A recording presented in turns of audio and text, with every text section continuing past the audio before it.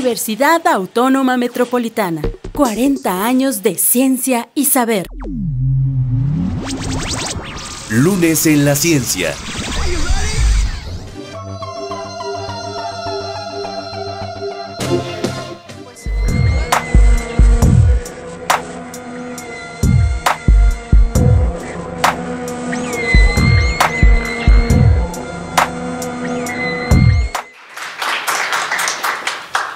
Bueno, gracias, buenas tardes, tengan todos ustedes. Entonces, el tema de hoy justamente es el SIDA, sí te da. ¿Qué significa SIDA? ¿No? Las siglas son Síndrome de Inmunodeficiencia Adquirida. El 1 de diciembre es el Día Internacional del SIDA. ¿Quién es el causante de la enfermedad? El agente patógeno es el virus de la inmunodeficiencia humana. ¿Por qué puse este esquema? Es un esquema que propone cómo es el virus. Tiene una envoltura, una cápsula del virus donde tiene contenido su material genético, que es ARN. Tiene unas proteínas en la envoltura, en la membrana, que es GP120, que es la de reconocimiento por las células humanas. Tiene sus enzimas propias del virus, pero es muy importante ver que esa envoltura viral, la membrana del virus, viene de la célula que infectó humana, es decir, que tiene también partes de la célula humana. Puse los tamaños para que vean de qué estamos hablando. El tamaño de una uña, ¿no? Ustedes lo pueden ver, es de 1 centímetro. El de un mosquito también lo podemos ver, ¿no? A simple vista, de 1 centímetro. Pero no vemos la E. coli que nos comemos en los tacos o las células de nuestra sangre que son de 7 a 15 micrómetros. El virus mide de 100 a 110 nanómetros. Ese número tan grande que está ahí es la población mundial, billones. Necesitamos 4 veces ese número que fuera el virus para poderlo ver a simple vista. De ese tamaño es. Tan es cierto que existe, esa micrografía es un corte de un ganglio de una persona que murió por VIH, por SIDA. Se hizo una micrografía en microscopía electrónica y ahí se pueden ver las partículas virales que están gemando de esa célula. Tan es cierto que la persona que lo descubrió y determinó todo su genoma ganó un premio Nobel en 2008. Es Luc Montagnier y su colaboradora François Barré. Ellos ganaron el premio en 2008 por el descubrimiento del agente patógeno del SIDA. ¿Pero de dónde viene? Hay muchas teorías, que lo creó la KGB, la CIA, que es extraterrestre, que hubo una campaña de vacunación en los Estados Unidos y no se llevaron la vacuna, sino se llevaron el anticuerpo para generarla y lo hicieron en el laboratorio con hígado y riñones de mono. Entonces, a todas las personas que vacunaron con esa vacuna para la hepatitis, se pensaba que eran las personas que habían adquirido el virus del mono, no del VIH, no del humano. Entonces, esta farmacéutica se encargó de analizar a todas estas personas y ninguna había adquirido el virus del simio. Se cree, y la teoría más estudiada y más aceptada es que por el estrecho contacto que tienen los humanos con el mono, fue que se infectaron, y principalmente mono verde y de chimpancé. Ahí podemos ver en la fotografía de abajo cómo el humano está en contacto con la sangre, cortando con el cuchillo, incluso se puede cortar la carne del mono. En África, que es el lugar donde más personas hay con la infección, hay mercados clandestinos de mono, o sea, no pasan el escrutinio de la fitosanitaria, no se fijan si los monos están enfermos o no, y así se lo comen.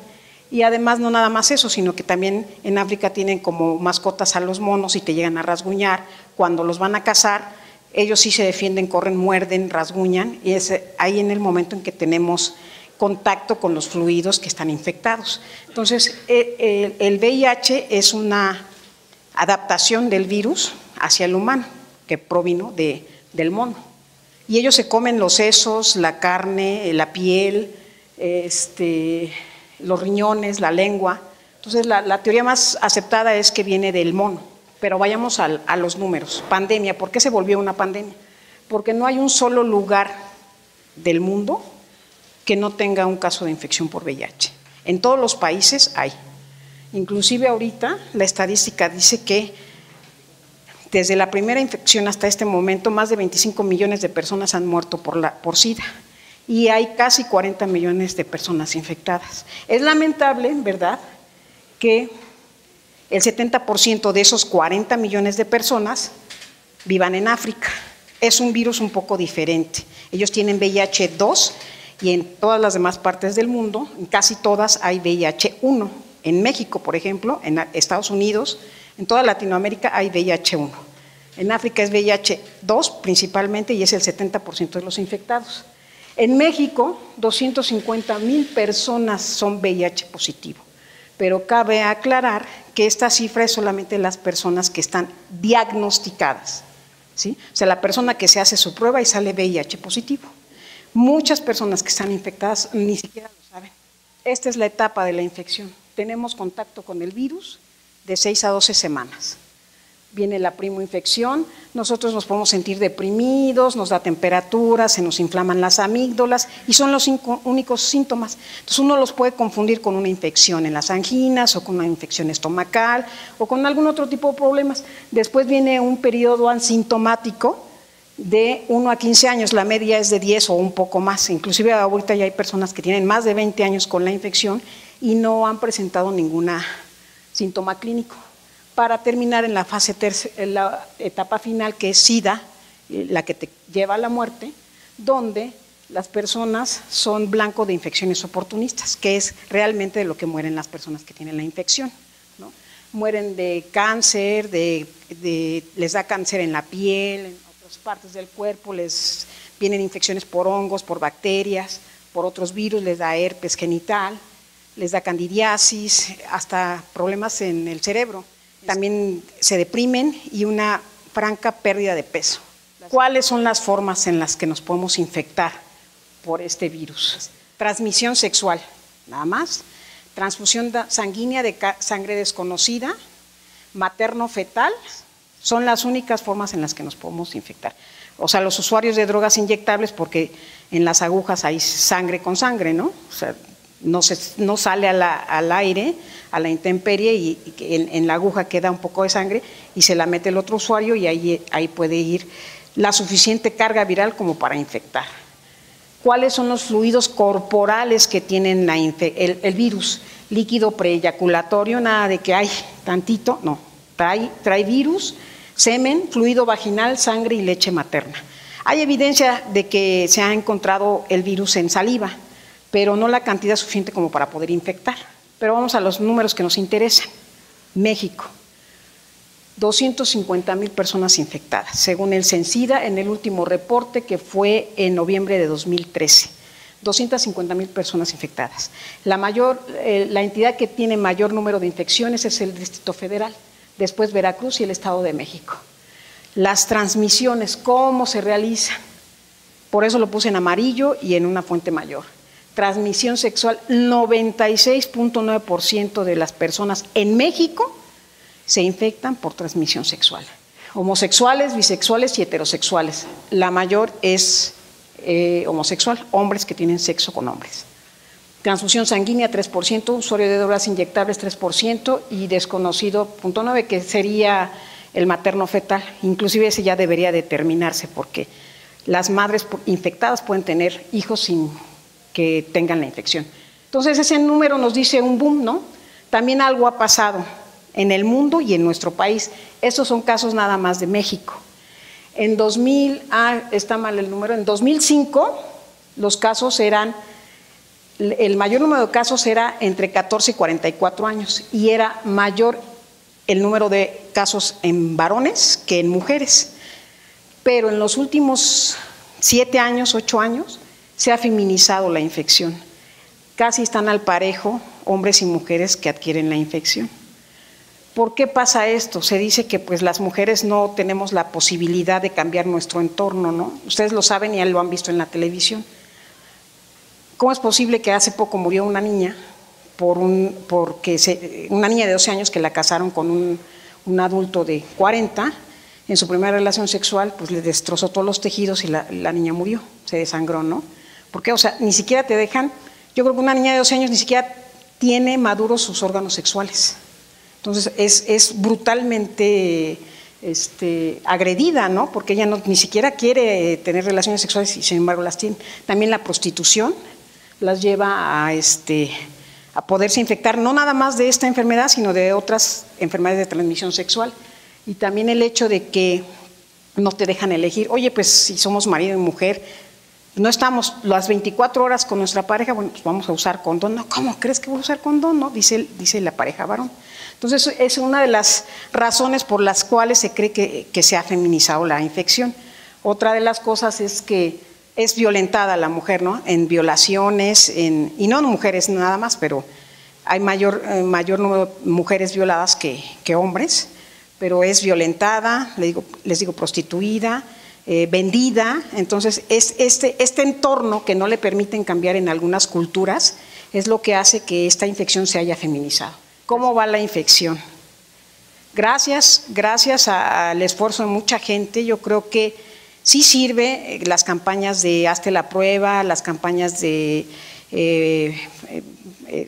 sexualidad, de educación sexual, los foros que hay exclusivamente de la infección de VIH, de SIDA, sí han servido porque el primer caso presentado en México fue en 1983 y no fue un mexicano, fue un haitiano que fue atendido en el Instituto de Nutrición, un haitiano que viajó de Francia, de África a Francia y de Francia a México y vino y infectó, se casó con una mexicana, infectó a una mexicana y así empezó. Ese caso fue muy nombrado y hay muchos artículos que datan de este paciente. Fue el primer caso aquí en México y a partir de ahí empezó a aumentar la infección a través de los años. Pero en el 2000, con las campañas y todo esto, se ha visto que se estabilizó e inclusive ahorita después del 2010 ha disminuido el número de infecciones o el número de personas que se hacen el análisis y salen negativos. Pero ¿quién se puede infectar? Todos, absolutamente todos. Ahí lo vemos, ¿no? Abuelitos, niños, mujeres, hombres, rubios, católicos, no católicos, testigos de Jehová, los que quieran, cristianos, inclusive los famosos, y ustedes lo saben, ¿no? Muchos de los casos que se han hablado en el periódico, en la televisión. Freddie Mercury murió de SIDA, Anthony Perkins, una gran top model, Héctor Lavoe, Rod Hudson, Magic Johnson, que fue el primero en pagar millones de dólares por los cócteles de antirretrovirales que le han dado una mejor y mayor calidad de vida. Y Greg Louganis, un medallista olímpico, ¿no? Son unos de los cuantos famosos que han muerto de SIDA. ¿Cuáles son los mitos con relación a esta infección? El virus no se transmite porque yo abrace o bese a una persona, la acaricie, la salude, coma con ella, trabaje con ella, habite con ella,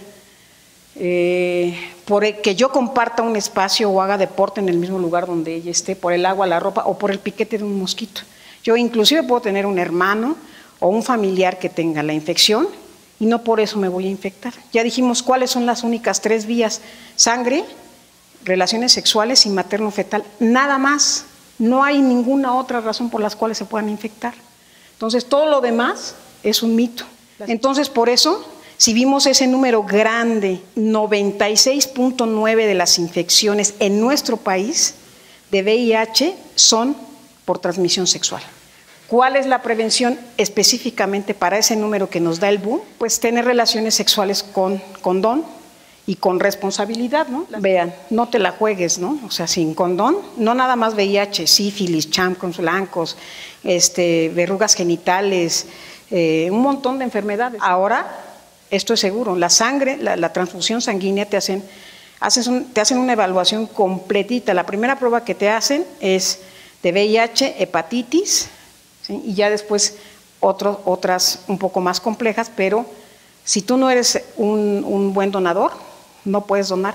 La sangre que transfunden cuando estás enfermo en el hospital y requieres las transfusiones, es sana. Los usuarios de drogas inyectables también, si usaran puntas nuevas cada uno o su punta específica para cada quien, en Europa ya se está haciendo una cultura a este respecto, que algunas drogas en Europa drogas inyectables son legalizadas, legales. Hay lugares donde vas, te regalan tu aguja o tu jeringa o tu aguja nueva y te pones tu droga. Entonces, lo ideal sería que este número también disminuyera y obviamente no la vía materno-fetal.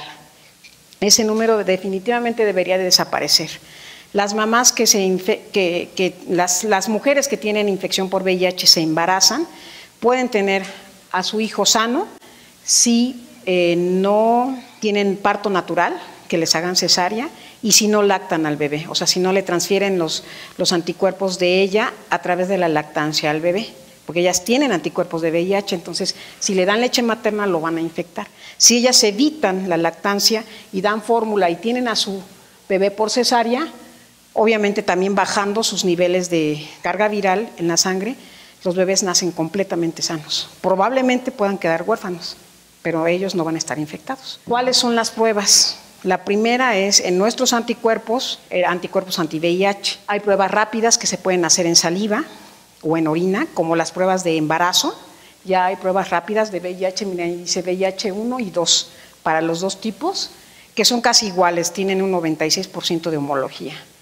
Y después, si llega a haber un problema en el ELISA, que un falso positivo o un falso negativo, y tú tienes la duda, te puedes hacer una prueba confirmatoria que ya es en sangre y salen las proteínas del virus, específicas del virus. Ahí vemos bien en el MW, vemos GP120, GP160, GP140, 120 y P40. Son proteínas específicas del virus nada más. Entonces esas están en nuestra sangre y quiere decir que nuestras células sanguíneas están infectadas. Pero hay una esperanza y calidad de vida. Costó mucho trabajo, la gente se seguía muriendo aún con los antirretrovirales, empezó a haber una especie de cócteles que les llaman ellos, y la gente ya, el índice de mortandad ha disminuido por las terapias antirretrovirales, por estos cócteles. Y vean los costos de los fármacos, son carísimos y sin embargo son gratuitos. Sí los venden, pero son muy caros. Vuelvo a poner esta, no sé si se recuerdan la primera, no tenía tantas cosas, la vuelvo a poner porque la fuente de donde se sacó fue esta, fue Ronald Jones, y la pongo así porque es importante que la vean, R5 virus, X4 virus, células TCD4 de memoria, células dendríticas y macrófagos, células T vírgenes. Es importante estas porque esto es lo que da pauta a los investigadores para generar conocimiento con relación a la infección por VIH. Esto es lo que pasa. La célula que, en el diagrama, la célula que tiene los bracitos es el virus y la CD4, ahí está la verde, se pega, se establece en nódulos linfoides, hay una viremia mayor, hay una respuesta inmunológica, pero una hiperactivación o activación, se acelera la replicación del virus y después la destrucción del sistema inmune. El sistema inmune es el que nos protege. Queda deficiente cuando la viremia es muy alta y es cuando la gente es blanco de infecciones oportunistas. Una simple salmonelosis lo mata, una gripa lo mata. Esos son investigadores mexicanos. Gustavo Reyes Terán es mexicano y el que está a cargo de esa investigación es Ledy. Es el primer médico que tuvo la suerte de tratar al primer paciente en Los Ángeles que tuvo la infección. Todas van a tratar específicamente sobre problemas inmunológicos en la infección. El de abajo, vean, es en infantes, de hecho, es Claudine Soler, Carmen Claudine Soler, es una investigadora de la UNAM aquí en México, del Instituto de Investigaciones Biomédicas, que un tiempo tuvo a su cargo la Clínica Condesa, que es CONACYT. Ahí está otro de Reyes Terán, y ahí salimos nosotros hicimos investigación básica sobre la infección. Encontramos la dinámica en que se encuentran las células T. Pero esto lo único que ha hecho es generado conocimiento sobre la inmunología que se lleva en la infección por VIH. Y todos estos trabajos se han presentado en foros específicos de científicos y también en foros menos específicos que hablan nada más de la enfermedad o del problema. Se hace un encuentro cada año en diferentes instituciones educativas, se ha hecho en el Poli, en la UNAM, aquí en Guam se hizo un año, el segundo encuentro universitario sobre SIDA. Ese fue el segundo, ya hay más, creo que son 5. La 17ª Conferencia Internacional de SIDA fue en 2008, tocó la suerte de que fuera la primera vez en Latinoamérica y fue aquí en México. También se presentaron gente de todo el mundo y les digo, ya hay congresos específicos nada más de SIDA, donde se tratan todos los problemas que hay, desde legales, vacunación, las terapias, la inmunología, las leyes y todo esto, ¿no? Porque ya ven, hay hasta películas que hablan de esto, por ejemplo, la de Filadelfia, que es una persona que se queda sin empleo porque tiene la infección y él gana al final el pleito, ¿no? Porque no tienen que discriminarte de esa manera nada más porque tienes la infección. También hay un foro muy específico y ahí está, el 2013 fue en España, que es de vacunación sobre el SIDA, solo sobre vacunas de SIDA. La noticia que salió después de que terminó el foro es que no hay una vacuna, es mentira que hay una vacuna, ¿sí? Esa sección R4P es la primera y única reunión científica dedicada única y exclusivamente a investigación biomédica en la prevención, porque ya hay vacunas, pero no preventivas, sino vacunas que están mejorando la calidad de vida de las personas. Estas vacunas están en fase 1 y 2 y en 3 en humanos en África, pero se están probando ya en gente, en personas que están infectadas. Inclusive se van a encontrar mensajitos así. Lo puse porque me puse a buscar en la red y hay un PDF que dice que es de una institución estadounidense que dice que hasta dan gratificación si formas parte del grupo para que se pruebe la vacuna. No es una vacuna como la de la rabia y como la de la tuberculosis, que es un virus atenuado. Se aplican técnicas genéticas, genómica y todo esto, solamente es una porción del virus la que están utilizando para generar una respuesta inmunológica y que cuando se vea en contacto la persona con el virus, pues se defienda. Está en pañales, les digo, gente sana, yo creo que no sería, ahora sí que no sería sano que se prestara para que le pusieran una vacuna del VIH, ¿no? Pero bueno, está en pañales, les digo, la última noticia del año pasado fue que no hay la vacuna todavía. Las vacunas que están en etapa 3 en humanos en África es nada más para la gente que ya está infectada, no como prevención. La cura, fue un boom que hizo así enorme, boom hace más de 6 años, se llama el caso de Berlín, es un alemán. Les pongo esto porque el virus está en contacto con la célula, se acopla, se transcribe, el material genético se integra al núcleo de la célula humana y después hace su transcripción, hay una traducción y de la membrana del hospedero salen las partículas virales, ¿sí?